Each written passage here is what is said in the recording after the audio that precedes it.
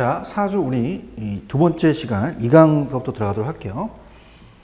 저번 시간에 이제 55페이지 제가 임대주택 정책을 제가 강의한다고 말씀드렸죠. 자, 일단 이렇게 됩니다. 아파트 분양가 규제라고 하는 것은 아파트 분양가 규제라는 얘기는 많이 들어보셨죠. 이건 임대료 규제와 연결시키는 부분이거든요. 그래서 제가 왜 55페이지서부터 가냐면요. 자, 55페이지에 나와 있는 임대주택 정책이 더 출제 빈도는 높습니다. 그래서 밑에 보시게 되면은 당연히 임대주택 정책은요, 저소득을 위한 거예요. 그래서 무주택 가구의 주거 안정을 기여함으로써 목적으로 시행하는 정책으로 임대료 규제, 보조, 공공이 있다. 넘겨보세요. 자, 임대료 규제라는 게 있습니다. 그래서 임대료 규제는 우리가 어떻습니까? 이 자체적으로 어떤 것이고 단기와 장기가 있다. 우리가 단기와 장기의 차이점을 가지고 이제 보도록 할게요. 자, 56페이지입니다. 자, 임대주택 정책이에요.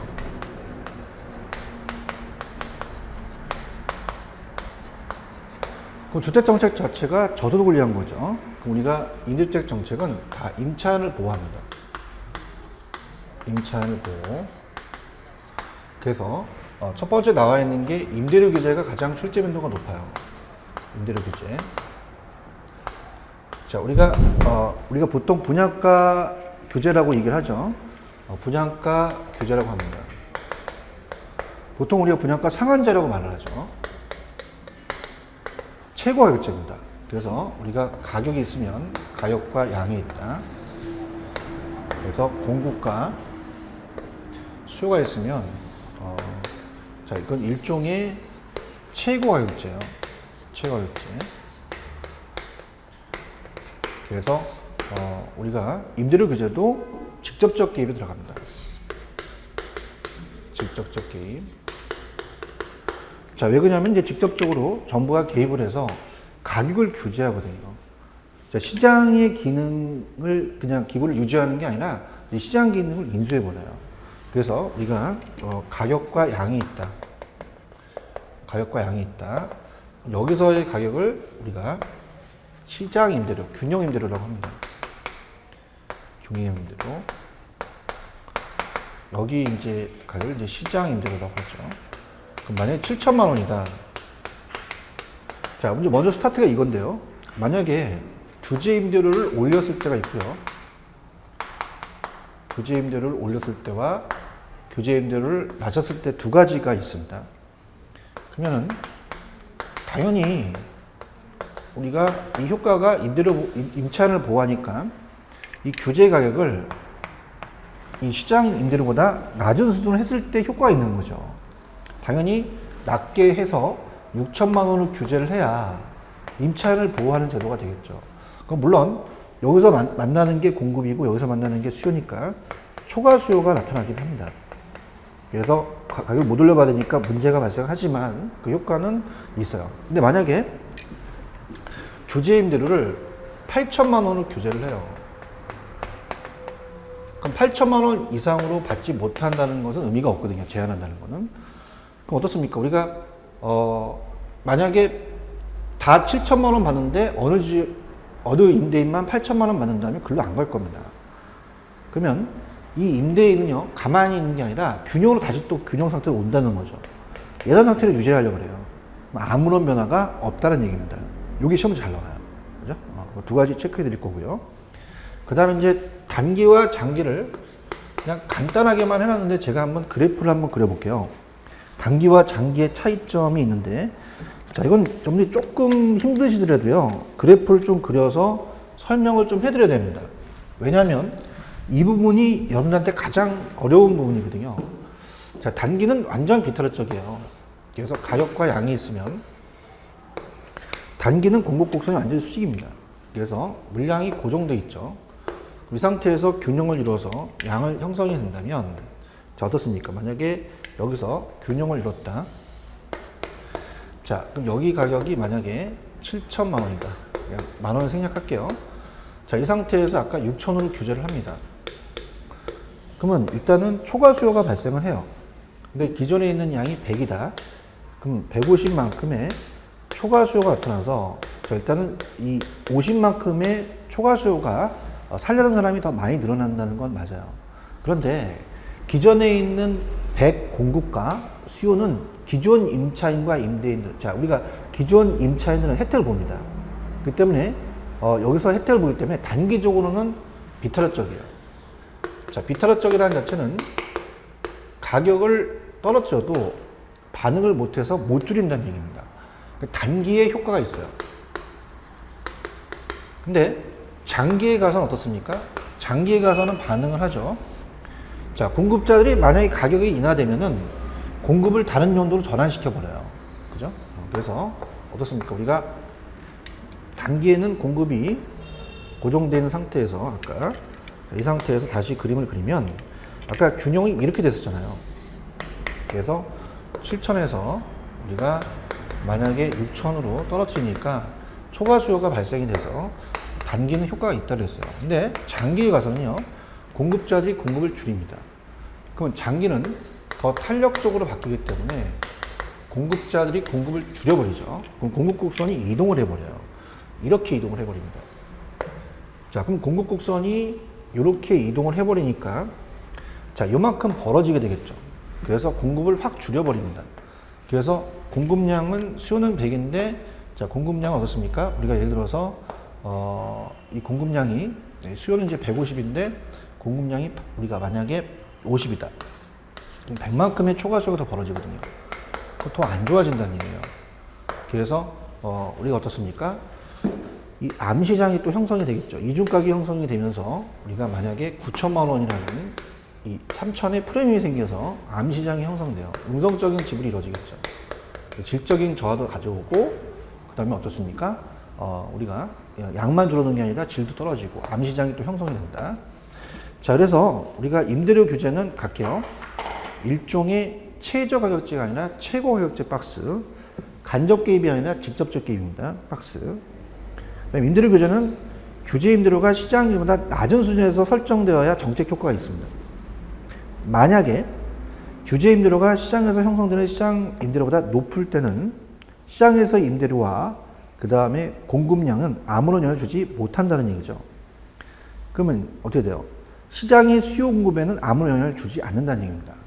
그럼 임대인은 임대료를 인상시키지 않고 종전 시장 임대료 수준으로 그대로 임대료를 유지하려고 해요. 그래서 단기는 어떻습니까? 단기는 임대료가 하락하는 셈이므로 임대주택 수요가 증가하게 되고 임차인의 부담이 완화되겠죠. 그죠? 그래서 이 단기에는 혜택이 있어요.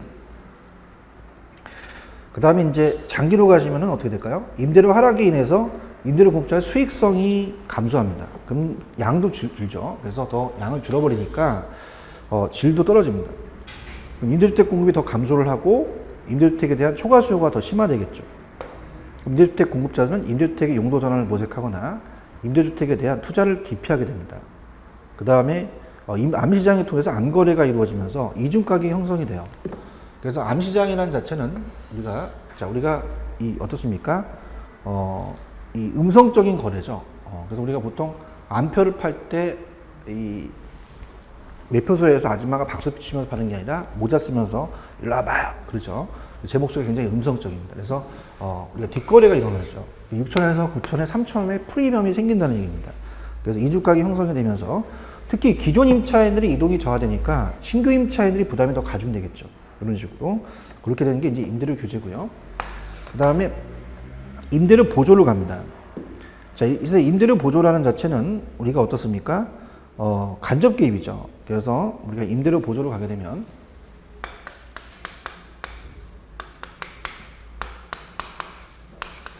항상 보조가 나오면 간접적 개입이다. 이 됩니다. 자, 그러면 1,000만 원만큼 보조를 해주겠다는 얘기예요. 보조를 해주게 되면 실질소득이 증가하죠. 그럼 실질소득이 증가하니까 주택 소비도 넓히고 효용도 커진다는 얘기입니다. 그죠? 근데 단기와 장기가 틀려요. 단기는 신축이 안 된단 말입니다. 단기와 장기를 봤을 때 단기는 신축이 안 되니까 수요만 증가하죠. 공급이 불변입니다. 그러면서 가격이 상승을 하면서 기존 공급자인 임대인이 혜택을 보겠죠. 그래서 임대인한테 혜택이 가요. 근데 장기는 공급이 무조건 증가합니다. 얘는 무조건 공급이 증가한다는 게 시험 문제 잘 나와요. 그래서 나중에 이제 야매도 하겠지만 지금 야매를 갖지 마시고 그냥 이해로 계속적으로 하세요. 공급이 증가를 합니다. 그러면 가격이 떨어지니까 임대료 떨어지겠죠. 그러면 임차인의 혜택을 가겠죠. 임차인의 혜택 간다. 갈게요. 자, 임대료 보조는 임대료 일부 또는 전부를 정부가 지급하는 간접 개입입니다. 막스. 저소득층의 주거 안정에 기여할 수 있는 유효한 정책이며 임대료 보조는 저소득층의 실제 소득을 상승시켜주죠. 그래서 실질 소득이 향상은 소비되는 임대주택 양을 또 증가시키고 다른 재화의 소비도 증가됩니다. 항상 우리가 수요와 소비는 다 증가된다고 봐야 돼요. 그래서 단기와 장기는 단기는 기존 임대주택 소유자 초과이익이 발생하니까 임대인한테 갈 거고요. 장기는 임차인한테 간다고 말씀을 드렸어요. 그래서 실질적으로 저소득층의 만족을 증진시키는 건 장기적으로 효과가 나타나겠죠. 자, 임대료 보조의 구분은 소비자 보조와 생산자 보조가 있습니다. 그래서 소비자와 생산자 보조가 있어요. 자, 이거는 수요자 보조고요. 자, 이거는 공급자 보조입니다. 그럼 소비자 보조는 두 가지가 있는데요. 자, 우리가 소득, 현금 보조가 있고요. 가격, 집세 보조라는 게 있습니다. 자, 그러면 현금 보조라는 것은 현찰로 주죠. 1,000만 원을. 현찰로 주니까 자, 집도 넓히고 남으면 고기도 사 먹어요. 그러면 우리가 주택 소비도 넓힐 것이고 남은 사보니까 고기 사 먹으면 효용도 커지겠죠. 근데 자꾸 지금은 안 나왔지만 현금을 주니까 집을 넓히는 게 아니라 차를 바꿉니다. 그죠? 1500cc에서 2000cc로 대형 우리가 차로. 그러다 보니까 이제 나중에 주택 바우처라는 게 나와요. 바우처는 쿠폰으로 주거든요. 그래서 이런 것들이 이제 우리가 어떻습니까? 가격 집세 보조가 나오는 원인이 되겠죠. 그러면 가격 집세 보조는 가격을 할인시키죠. 1,000만 원만큼. 그러면 이 집값의 상대적 가격이 하락되다 보니까 주택을 더 살 수 있겠죠. 그러면서 주택 소비도 넓혀주고, 자, 그 가격이 싸지니까 1,000만 원만큼 또 우리가 더 쓸 수 있어요. 그럼 다른 효용도 커진다는 얘기죠. 근데 제가 여러분들한테 만약에 앞에 있는 분한테 오늘 생일이다. 그럼 현찰로 10만 원 드릴까요? 도서상품권 10만 원 드릴까요? 그러면 무조건 현찰 달라고 그래요. 그러니까 소비자는 현금을 원하죠. 그럼 현금을 줘야 집만 넓히는 게 아니라 남으면 고기도 사 먹고 술도 먹는 거야. 낮술을 먹으면 뿅 가죠. 그죠? 그래서 소비자의 효용 측면에서는 우리가 현금 보조가 낫다는 얘기예요. 근데 정부 입장에서는 주택 소비를 더 넓혀야 됩니다. 그게 되면 정부의 정책, 목표 달성 효과는 우리가 집세 보조가 낫다는 얘기죠. 그래서 그런 식으로 보시고, 자, 그래서 생산자 보조라는 자체는 공급자한테 보조를 해줘요. 그래서 건설 자금 이자를 다운시킵니다. 이자 비용이 줄어드니까 생산비가 줄겠죠. 그러다 보니까 공급이 늘어납니다. 그러니까 가격이 떨어지겠죠. 가격이 떨어지니까 우리가 나중에는 이 소비자한테 혜택이 가는, 우리가 임차인한테 혜택 가는 원인이 되겠죠. 그래서 임대인에 대한 생산자 보조도 결국은 임차인을 보호하는 것이다. 이렇게 합니다. 자, 그러면 가볼게요. 자치계 매태 하단에 가격 보조라는 게 있습니다. 자, 가격 보조는 집세 보조죠. 그래서 임대주택에 실제 거주하는 임차인에게 보조금을 지급하는 방식으로 임대료를 보조받은 만큼 임대주택의 상대적 가격을 낮춰줘요. 1,000만 원만큼. 그러다 보니까 임대주택 소비가 더 증가되고 임차인의 주거 안정에 기여할 수 있죠. 그 다음 우측 현금 보조는 말 그대로 현찰을 줍니다. 소득 현금 보조는 임대료의 일부를 임차인에게 현금으로 지급합니다. 그럼 주거 수준이 향상이 되겠죠. 후생증대를 가져올 수 있고, 지급된 현금은 임대료 이외의 용도로 우리가 예를 들어서 우리가 집을 넓히면 돈이 남다. 그러면 고기도 사 먹고 술도 먹죠. 그래서 이 임대료 이외의 용도로 사용하기 가능하므로 임대주택 이외의 다른 재화의 소비도 증가시킨다고 했었죠. 저소득층의 효용 증대에 유용한 정책 수단입니다. 그래서 이 소비자 보조와 공급자, 생산자 보조 정책에 의해서 우리가 주거지 선택 자유로운 게 소비자 보조가 더 자유롭다는 건데요. 자, 이렇게 합니다. 우리가 주거지 선택이 자유예요. 시험 문제 나왔는데. 자, 주거지 선택에 자유롭다는 얘기는, 자, 우리가 만약에 공급을 하게 되면, 자, 공급자가 생산자 보조를 하게 되면 지 마음대로 짓습니다. 그러면은 소비자의 주거지 선택이 자유롭지가 못해요. 근데 소비자가 돈이 생겨서 자기가 직접 집을 구하러 다니면 주거지 선택이 가능하다는 거죠. 그럼 요거는 소비자 보조가 더 낫다. 그 다음에 오른쪽에 이제 공급자 보조라는 자체 갑니다. 이 임대주택 공급자한테 보조금을 지급하게 되면 아까 공급이 증가되죠. 그럼 가격이 떨어지니까 임대료 인하한 것만큼 유발돼서 임차인의 임대료 부담이 감소를 목적으로 이제 하는 제도다. 이렇게 보십니다. 근데 가장 어려운 게 공공입니다. 자, 그래서 임대료 규제와 보조는 어느 정도 이제 이 시장 자체가 그냥 전체적인 시장이지 사적 시장과 공적 시장을 나누지 않았거든요. 근데 공공주택은 공적 시장으로 나눠버려요. 그래서 이 자체가 조금 어려운 부분이에요. 그래서 우리가 당연히 공공이 들어갑니다. 그럼 공공임대주택도, 자, 우리가 공공이라는 단어가 들어갔잖아요. 당연히 직접적 개입이죠. 그래서 정부가 지금은 이제 LH공사인데 이제 주택공사가 임대아파트를 만들어내죠. 그래서 이 공공임대주택 정책을 씁니다. 임대주택 정책. 그래서 규제, 보조, 공공임대주택. 그러면은 우리가 시장을 사적 시장과 공적 시장 나눠요. 얘는. 그래서 어려워요. 사적 시장과 공적 시장.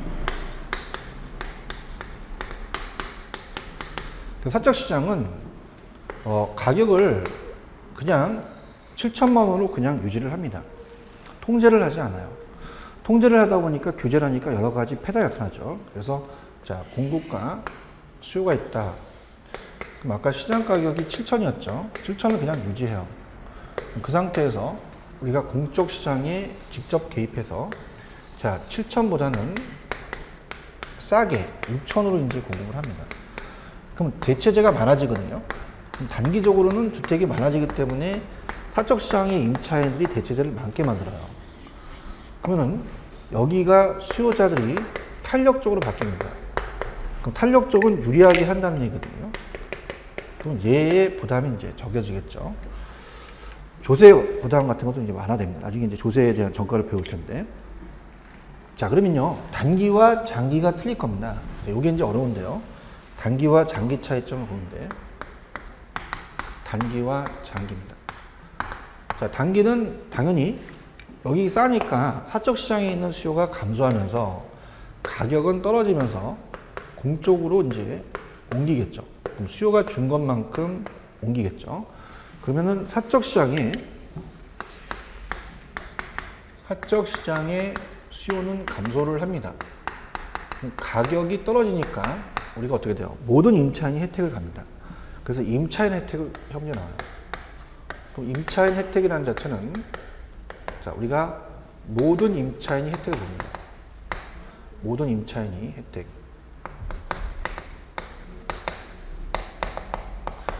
근데 장기로는 어떻죠? 장기는 다시 공급자들이 가격이 떨어지니까 수익성이 안 맞아서 다른 용도로 전환시키니까 공급을 확 줄여버려요. 그럼 좌상향 이동을 합니다. 그럼 가격은 원래대로 회귀돼서 7천과 6천의 이중 가격이 형성이 되겠죠. 그래서 우리가 장기적으로는 사적 시장의 공급이 20개에서 15개로 확 줄어듭니다. 물론 5개로 만드니까 사회 전체적 양은 불변이겠죠. 자, 그래서 어떻습니까? 장기적으로 사적 시장의 공급이 감소를 합니다.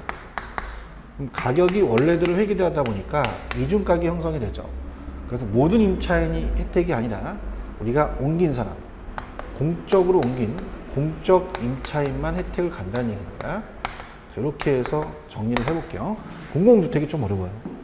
자, 그래서 공공주택으로 가신다면, 자, 정부가 민간의 사적 임대주택 시장 임대료보다 낮은 임대료로 한다는 게 중요하죠. 낮은 동그라미. 그래서 공공은 이 직접적 개입이죠. 그래서 단기와 장기가 있습니다. 그러면 단기는 어떻게 됩니까? 우리가 사적 시장의 임대주택의 시장 임대료보다 공공 임대주택 임대료가 상대적으로 저렴하니까 사적의 임차인들이 공공으로 이동이 증가된다 그랬죠. 그럼 사적 임대주택 수요가 감소하면서 임대료가 인하가 돼요. 따라서 단기적으로는 공공 임대주택 수요자는 물론이고 사적 임대주택 수요 역시 혜택을 누립니다. 근데 장기에 가서는 어떻습니까? 장기에는 사적 시장의 공급이 줄어들어요. 그래서 사적 임대주택의 임대료가 인하에 따라서 장기적으로 사적 임대주택 공급은 감소한다고 되어 있습니다. 그럼 다시 실천으로 사적 임대주택 임대료가 상승을 해버려요. 그러게 되면 장기적으로 공공 임대주택의 임차인만 혜택을 보면 됩니다.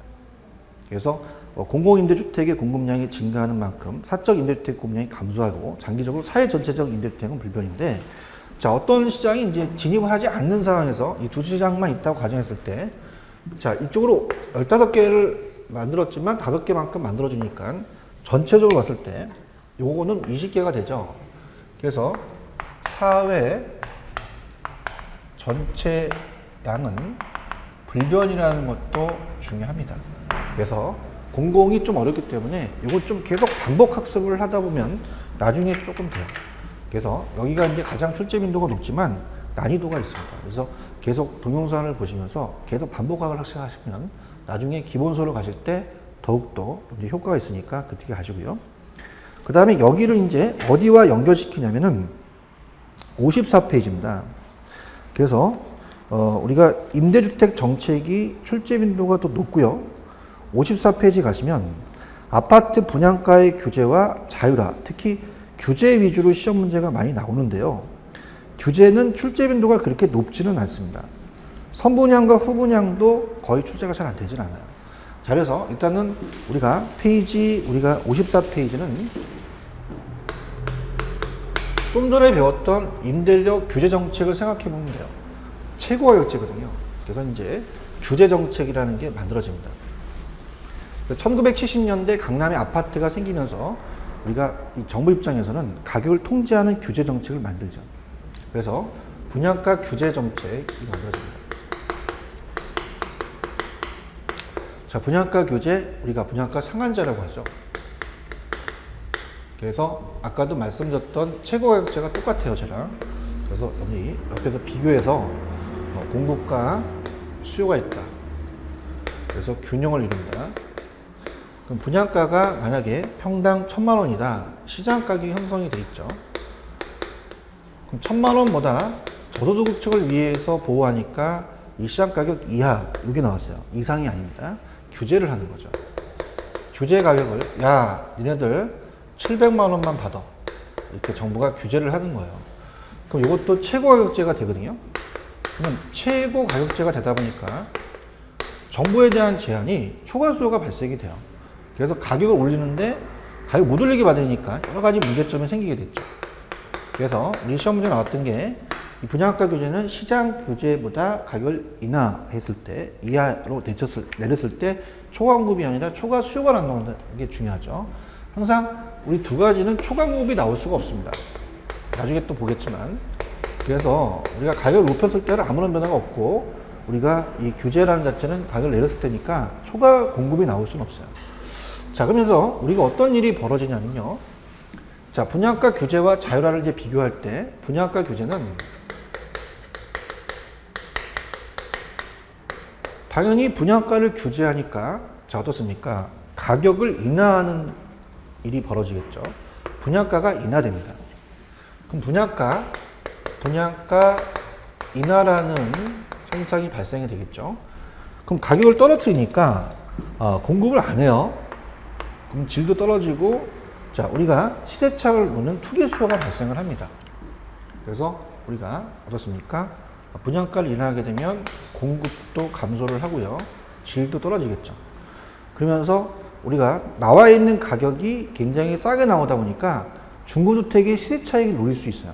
그럼 투기 수요가 늘어나죠. 투기 수요, 가수요가 늘어납니다.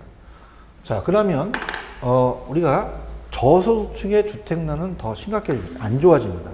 그죠? 그러면, 자, 이거를 이제 막기 위해서, 저도 이제 IMF 때 건설회사에 있었는데, 1998년이 IMF 때죠. 98년 때 너무도 경기가 안 좋아졌어요. 그래서 12월경에 분양가 자율화를 만듭니다. 그러니까 분양가 자율화해서 네 마음대로 받아버리라는 얘기예요. 자, 그럼 어떻습니까? 여러분들 분양가 자율화를 해버리니까 가격을 올려받는다는 얘기죠. 그럼 가격을 올려받으니까 당연히 자, 우리가 공급도 늘어나고 질도 높아집니다. 그럼 가격이 높아지니까 중고주택 가격과 시세 차익이 안 나요. 자, 그럼 반대적인 개념 요거 정리해야 됩니다. 그럼 얘는 반대입니다. 그래서 분양가 인상이죠. 막가에 비해서 공급도 늘어나고 질도 높아진다는 얘기예요. 그러면 투기 수요가 늘어나겠습니까? 투기 수요가 감소합니까? 감소한다는 게 자율화의 장점이 됩니다. 이걸 하기 위해서 이제 자율화를 시킨 거죠.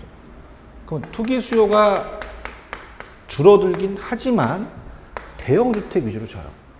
그 다음에 우리가 신규주택이 비싸게 되면 중고주택이 동반 상승합니다. 그럼 저소득층의 주택난이 더 심각한다는 것은 공통점이 돼요. 안 좋아진다는 얘기죠. 그죠? 그러면은 우리가 뭐가 생기냐? 타워 페레스 같은 대형 주택을 짓기 시작합니다. 위주로 공급하다 보니까 저소득층들이 더 주택 구하기가 어렵다는 것은 똑같다는 거죠. 특히 대형 주택이라는 공급이 나오면 이건 이 규제의 효과가 아니라 자율화의 효과다. 이렇게 정리하시면 돼요. 가볼게요. 자, 분양가 규제는 분양가 상한제입니다. 그래서 최고 가격제라는 그 박스. 그럼 시장 가격보다 높은 수준이 아니라 낮은 수준이죠. 분양가 규제를 낮은 수준으로 규제하고 당연히 저소득층을 위한 거죠. 자, 단기적으로는 신규 분양주택의 가격 인하로 주택 수요가 증가해서 초래해서 주택 수요를 증가시키는 초래합니다. 마찬가지로 단기는 무조건 규제는 효과가 있어요. 단기는 못 줄이거든요, 잘. 근데 장기에 가서는 더 많이 줄이기 때문에 이 수익성이 악화돼서 이 신주택의 공급이 감소한다 그랬죠. 공급이 감소하고 분양가 인하니까 건설업체가 채산성이 악화되면 질도 떨어져요. 그 다음에 주택 부족 현상으로 저소득층이 주택 구입난이 더 심화되고요. 안 좋아지죠. 그 다음에 공급이 감소하고 장기적으로 주택 가격도 상승하고 여기 빠졌는데 투기 수요가 늘어납니다. 그래서 만든 게 자율화죠. 그럼 자율화는 이제 단기와 장기가 있는데 자율화는 신규에 대한 가격을 분양가를 올린 거죠. 그러면은 이 단기가 분양가를 상승하면 신주택 수요가 감소하면 반면 중고주택의 수요가 증가하여 중고주택 가격이 동반 상승하는 효과가 나타나요. 그럼 장기는 어떻게 된다? 신주택 가격이 상승하게 되면 장기적으로 또 공급이 더 늘어나죠. 늘어나고 질적 수준도 높아지면서 하지만 대형주택 위주로 집니다. 대형주택. 그래서 주택 공급과 주택 중고 이 대형주택의 위주의 공급과 그다음에 중고주택 가격이 동반 상승은 저소득층의 주택 구입 부담을 더 가중시켜서 저소득층의 주택 구입난이 더 심화된다는 건 공통점이 돼요. 공통점이. 그러면서 제일 중요한 게 4번이죠. 신주택 가격은 전매 차익을 소멸시켜서 투기적 수요를 감소시킨다는 게 가장 중요합니다. 얘랑 반대. 분양가 상승 인해 전매 차익이 감소 소멸함에 따라서 투기적 수요는 감소한다는 거죠. 이렇게 해서 정리를 해주시고요. 자, 그다음에 이제 우리가 분양가 이 규제와 자율화는 특히 이제 규제 위주로 이제 시험 문제가 많이 나오고요. 자율화는 이제 사이드로 같이 물어볼 수 있겠죠. 근데 이제 그보다도 선분양, 후분양이라는 자체가 출제가 아직 안 됐어요. 그래서 선분양과 후분양은 자, 선분양은 지금 모델하우스가 있죠. 다 선분양이에요. 팔고 짓고요. 후분양은 짓고 파는 경우가 되겠죠. 자, 그래서 우리가 이 선분양과 후분양에 대해서 우리가 여러분들 어떻습니까? 자체적으로 이 규제가 생겨서 만들어진 거예요. 자, 규제가 되다 보니까 이제 어떻습니까? 건설회사들이 입이 튀어나와요. 특히 이제 이 현대건설의 정주영 씨가 튀어나왔죠. 우리는 어떡하라고 입을 막습니다. 그래서 선분양 제도를 만들어요. 그래서 1970년대에 아파트 분양가를 규제하니까 건설회사가 수익성이 악화돼서 데모를 합니다. 그래서 선분양 제도를 만들어낸 거죠. 선분양이 이제 후분양으로 가는 취지죠. 그래서 선분양과 후분양을 이제 비교해서 본다는 자, 선분양은 팔고 짓습니다. 자, 얘는 짓고 팔죠. 그래서 우리나라가 아직 모델하우스가 있다는 자체는 선분양으로 생각을 하시면 돼요. 그래서 우리가 이제 예를 들어서 갑이라는 건설회사가 32평 아파트를 3억 주고 팔려고 합니다. 자, 그럼 모델하우스를 짓겠죠. 그럼 팔고 짓죠. 그래서 우리가 이 계약금, 중도금, 잔금으로 분할 납부를 하죠. 그러면 이 이자와 부도 위험을 소비자가 갖고 갑니다. 근데 짓고 팔게 되면 후분양 같은 경우는 건설회사가 은행 가서 돈을 빌려요. 그럼 이자와 부도 위험을 공급자가 갖고 갑니다. 근데 공급자가 형식적으로 이자를 냈지만은 나중에 분양가에 전가를 시킬 수 있기 때문에 실질적으로는 소비자 부담으로 갈 수가 있는 거죠.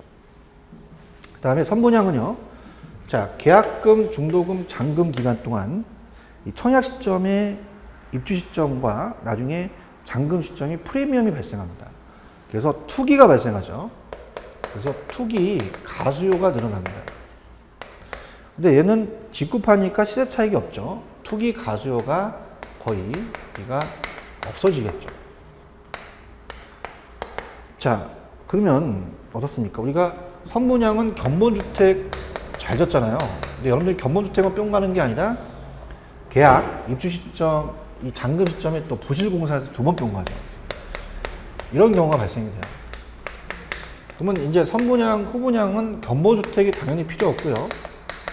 자, 우리가 구경하는 집처럼 집이 잘대로 돼 있어야 사잖아요. 그래서 품질이 향상되기 때문에 부실공사가 처리되지 않죠. 이런 일이 벌어집니다. 그다음에 후분양 쪽으로 가야 된다는 얘기죠. 그래서 우리가 여러분들이 투기를 좀 줄이려면 후분양을 가야 된다는 거고요. 자, 정주영 현대건설이나 이 대표이사들의 입을 막으려고 하니까, 자, 이거는 공급자 위주에 대한 선분양이 되고요. 자, 이거는 품질을 향상시키고 가니까 소비자 위주다. 이렇게 가십니다. 그럼 선분양은 이 팔고 지니까 공급이 잘 돼요. 근데 후분양은 공급 물량이 줄어듭니다. 왜냐면은요. 자, 짓고 파다 보니까 대형 건설사들만 돈을 빌려주지 소형 건설에서는 돈을 빌려주지 않아요. 자, 그래서 나중에 이제 이 프로젝트 파이낸싱이라는 자체가 제가 이제 지금 아침에 그 라디오를 듣다 보니까 건설 경기가 좀 살아날 것 같으니까 PF가 좀 활성화된다는 얘기를 많이 해요. 그래서 이 프로젝트 파이낸싱입니다. 그러니까 프로젝트 파이낸싱이라는 것은 나중에 이제 배우실 텐데 담보나 신용대출이 아니에요. 그럼 소형건설사도 이 사업성만 있으면 대규모 아파트 단지를 짓게 되면 돈을 벌 거다. 그럼 프로젝트만 있으면 돈을 빌려준다는 얘기죠. 자, 이걸 활성화시키면 후분양이 더 정착화 될 수가 있다는 얘기고요. 그 다음에 선분양은 이제 분할 납부가 가능하니까 목돈 부담이 줄어들어요. 근데 얘는 목돈 부담이 크겠죠. 그래서 3억이 갑자기 필요할 수도 있잖아요. 그래서 선분양은 자, 지금 1순위가 3억짜리 계약금을 3천만 원 내고 1천만 원을 어떻게든 구할 수 있잖아요. 분할 납부 가능해요. 그래서 친정을 달려가서 엄마 나 1천만 원 해약하래. 나 자살하고 싶은데 안 되지. 아빠 몰래 짬방한 돈이 있다 이렇게 줘요. 근데 후분양은 3억이 필요해요. 그래서 엄마 나 자살하고 싶어. 어디 자살해. 죽어. 이렇게 하죠. 그래서 나온 게 보금자리론이에요. 그러니까 보금자리론, 모가지론이 아니라 모기지론입니다. 모기지론은 아파트 집값에 LTV라는 게 이번에 시험에 나왔죠. LTV 담보 인정 비율이에요. 그럼 1억 중에서 만약에 70%면 7천만 원까지 빌려준다는 얘기죠. 그래서 그 부담을 줄여주는 이 제도로 나가야 됩니다. 자, 가볼게요. 자, 책에는 이제 나와 있는 내용들을 한번 살펴보는 방식으로 가겠습니다. 자, 일단 54페이지 가시면 아파트 선분양이라는 게 있죠. 선분양은 이제 팔고 짓습니다. 그러다 보니까 아파트 완공 이전에 소비자에게 미리 분양하는 거예요. 시공사의 위험 부담이 소비자한테 전가되므로 후분양에 비해 분양가격이 저렴한 반면 주택 선택 폭이 좁고 아파트 선분양 제도 특징이 다른 것 같은데, 일단 주택 공급은 증가된다 그랬어요. 당연히. 그 다음에 소비자의 초기 주택 자금 부담이 완화되죠. 분할 납부하니까. 투기적 수요가 발생한다는 게 단점입니다. 네, 품질이 저하되고 분쟁이 발생할 수 있고요. 자, 후분양으로 갑니다. 후분양은 짓고 팔죠. 그러다 보니까 우리가 어떻습니까? 이 소비자가 나중에 완공 이후에 분양을 하다 보니까 품질이 또 향상이 되고 부실공사가 초래되지 않고 우리가 더 선택의 폭이 더 넓어진단 말이에요. 공급이 좀 감소한다는 게 문제죠. 그다음에 소비자의 초기 주택 자금이 증가해서 목돈 부담에 대한 것이 또 가중되고 투기적 수요가 감소된다는 것은 장점이 되죠. 그다음에 완성된 품질을 가지고 비교해서 보기 때문에 품질 선택, 주택 선택의 폭이 넓어지면서 품질에 대한 이 분쟁이 좀 우려가 낮아진다는 요거를 이제 정리해서 물론 프로젝트 파이낸싱과 보금자리론이라는 건 안 나왔습니다. 전반적으로 이제 이런 것들도 같이 정리를 해서 보세요. 그래서 주택 정책은 임대주택 정책이 제일 잘 뜹니다. 특히 임대료 규제가 가장 출제 빈도가 높아요. 그 다음에 보조 공공인데 임대료 규제 위주로 가세요. 그 다음에 임대료 규제를 가지고 분양가 규제를 연결시키세요. 분양가 규제도 시험 문제 출제 빈도가 높은데 자율화와 비교해서 나올 수도 있습니다. 선분양과 후분양 아직 출제되지 않았으나 그래도 여러분들이 공부를 해놓고 가셔야 어디서 튀어나올지 모릅니다. 그래서 그렇게 가시고요. 그 다음에 이제 우리가 4주 2강에서는 이제 57페이지 가시면 조세정책이라는 거를 이제 말씀을 드려볼게요. 자, 우리가 토지정책, 주택정책, 마지막에 조세정책입니다. 자, 조세정책으로 간다면 자, 우리가 이런 얘기예요. 자, 우리가 만약에 보조를 해줘요. 그럼 세금을 있는 사람한테 가서 없는 사람한테 나눠줘서 우리가 이 조세의 정책을 쓰자는 얘기죠. 그래서 조세 정책입니다. 그래서 조세 정책은 밑에 보시면은 우리가 조세의 기능이라는 게 있어요. 중요합니다. 그래서 주택 문제를 해결하는 수단이 됩니다. 수요 공급 촉진을 위해서 조세 감면을 해주면 이렇게 되고요. 그다음에 부동산 자원 배분은 나중에 이제 우리가 책자에 나오겠지만 기본소에 자, 우리가 중요한 게 4번 소득세 분배예요. 자, 세금은 있는 사람한테 걷어서 없는 사람한테 나눠줍니다. 부동산 상속세는 부의 세대 간의 연결성을 차단해 어떻습니까? 이 소득 재분배 기능을 나타낸다는 거죠. 그 다음에 이제 부동산 자원 배분이라는 것은 서민들은 주택 사기가 어렵기 때문에 이 사람들한테 조세상 혜택을 지게 되면 원하는 사람한테 자원 배분이 된다는 얘기죠. 그래서 우리 조세에 대한 기능은 소득 재분배 기능만 있는 게 아니라 자원 배분의 기능도 있다라고 가져가야 돼요. 그 다음에 또 투기를 또 근절해서 양도세 중과시켜서 보유가세를 증가시키면 지가가 또 안정이 되고요. 또 경기 조절 및 특정 산업의 보호 육성이 되는 거죠. 근데 이제 나온 다음에 넘기시면 이제 가격 탄력성과 조세의 전과 기착의 관계가 이제 좀 시험 문제가 나옵니다. 그래서 조세의 전과 기착에 대해서 말씀을 좀 드려볼게요. 자, 조세의 전가와 기착입니다. 자, 조세 전가는 자, 임대인이 임차인한테 조세를 넘기는 거고요. 그 기착은 누가 더 부담하냐는 문제인데, 자, 일단은 우리가 조세의 기능에서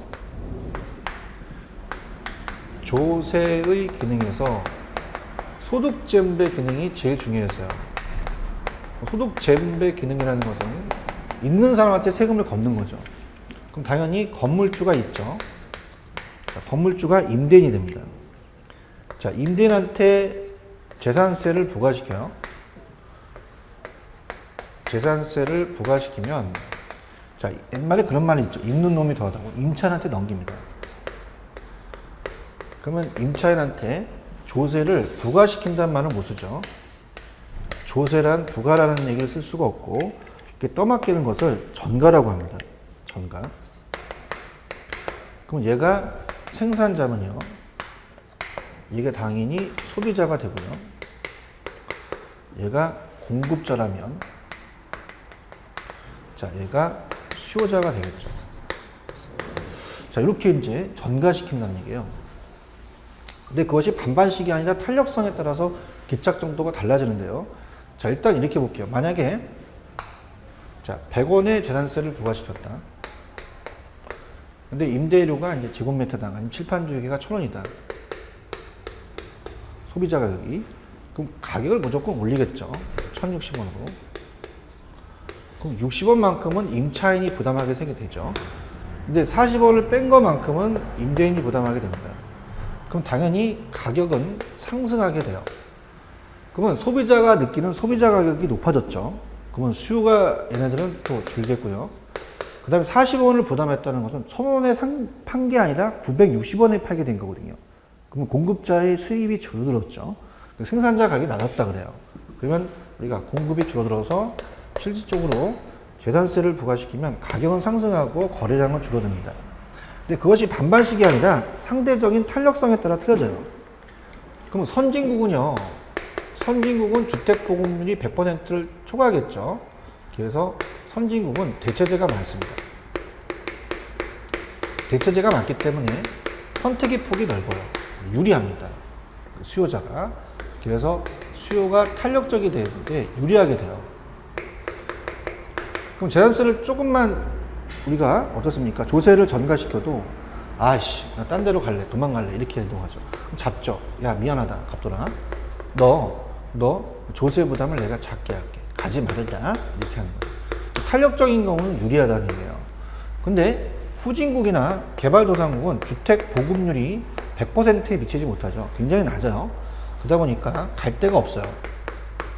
그럼 대체재가 적으니까 수요가 비탄력적입니다. 그러니까 비탄력적이라는 것은 불리하거든요. 그러면 야 나 간다? 나가라 그래. 나가는데 갈 데가 없어. 다시 들어가야 되지. 어머 전 어렸을 때부터 조세를 너무 좋아해 저한테 부담시켜주세요. 조세 부담이 커진다는 얘기예요. 자 그래서 우리가 자 재밌게 하려면 이제 참새 시리즈로 갑니다. 가볼게요. 자 저는 이제 그림을 못 그려서 전깃줄에 누워있는 참새고요. 서 있는 사람이에요. 그래서 우리가 A 참새와 B 참새가 있습니다. 그래서 얘가 수요자 참새, 그 다음에 얘가 공급자 참새. 자, 그래서 탄력적이다, 비탄력적이다. 그럼 탄력적은 딱 여기 유리라고 적어놓으세요. 그래야지만 빨리 풀립니다. 자, 비탄력적은 분리라고 적어놓으세요. 그러면 자 보세요. 그러면 수요자가 유리, 공급자가 불리합니다. 그럼 수요자의 조세 부담이 작아지고요. 공급자의 조세 부담이 커지겠죠. 자, 그래서 자 재밌게 갑니다. 이 전깃줄에 있는 참새를 이제 우리가 이 조세를 부과시키는 게 정부입니다. 그래서 총에다가 탄화를 장착시켜요. 재산세죠. 탕 쏘니까 탄력적은 빨리 반응을 해서 빨리 날아가거든요. 그러면 조금 덜 맞죠. 비탄력적은 둔하기 때문에 좀 많이 맞죠. 그러면 완전 탄력적은 어떻게 돼요? 완전히 유리하기 때문에 얘는 전액 부담하지 않습니다. 근데 완전 비탄력적은 완전히 불리하기 때문에 전액 부담을 하겠죠. 그래서 총을 쏘려고 탁 하니까 완전 탄력적인 수요자 참새는 완전히 반응해서 차가닥 하니까 벌써 날아가니까 없어요. 전혀 안 맞죠. 근데 완전 비탄력 참새는요 완전히 둔해요. 그래서 총을 딱 통구를 딱 겨루니까 총을 쳐다보고 있어요. 그러니까 돌리니까 이렇게 합니다. 그래서 정말 열받으니까 방아쇠를 탕 튕기니까 피가 질질 흘리면서 어머 뇌가 다 맞았구나 이렇게 하는 거죠. 그래서 자 박스에 보시면 완전 탄력적인 것이 어떻습니까? 전액 부담하지 않고 완전 비탄력적일 때가 전액 부담하겠죠. 그 다음에 탄력적일 때는 유리하고 비탄력적은 불리하다 그런 얘기예요.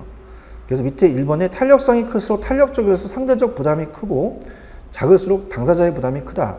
그죠? 그래서 탄력적은 유리하고 비탄력적은 불리하다. 그냥 그렇게 가져가시면 돼요. 그래서 완전 탄력적일 때는 어떻게 여기서 얘기하느냐면 여기한테 부담하는 거는 넘기는 거는 수요가 완전 탄력적일 때는 공급자가 전부 부담한다는 거고 자 공급이 가격 탄력성이 완전 탄력적이면 수요가 전부 부담한다는 얘기입니다. 그 다음에 수요가 탄력적이면 공급자가 많이 부담하고 공급이 탄력적이면 수요자가 더 많이 부담하고 그런 뜻이에요. 그 다음에 수요가 비탄력적이면 수요가 불리하니까 수요자가 더 많이 부담하고 공급이 비탄력적이면 공급이 더 불리하니까 공급자가 더 많이 부담한다. 완전 비탄력적일 때는 수요가 완전 비탄력적일 때는 수요자가 전부 부담하고 자 공급이 완전 비탄력적일 때는 공급자가 전부 부담한다는 얘기입니다. 탄력성이 클수록 탄력적일수록 부담이 우리가 어떻게 상대방이 부담이 크다는 건 자기 부담이 작다는 거고 작을수록 당사자 부담이 커진다는 것은 그냥 탄력적은 유리하고 비탄력적은 불리하다 이렇게 가시면 돼요. 자, 우리가 예를 들어서 고가주택과 저가주택이 있으면 누진세를 적용해야 돼요. 근데 똑같이 비율세를 하게 되면 역진세라는 게 나타납니다. 반대 현상이 나타날 수 있죠.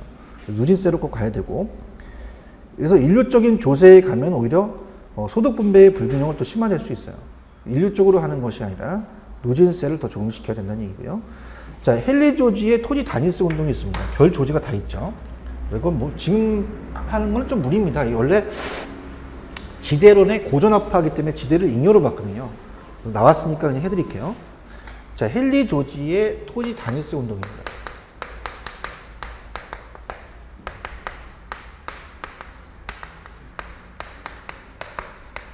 자, 헨리 조지는, 자, 우리가 토지 자체의 지대를, 토지의 대가를 잉여로 봤어요. 불로소로 봤거든요. 고전압파입니다.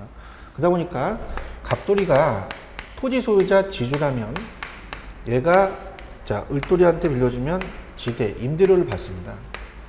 그럼 토지에 대한 것이 공급이 성격이 완전 비타락적이기 때문에 완전히 불리하죠. 그러면 정부가 세금을 부과시키더라도, 자, 조세를 부과시키더라도 전가를 못 시킨다는 얘기예요. 공급이 완전히 불리하니까 공급자가 다 내라는 얘기죠.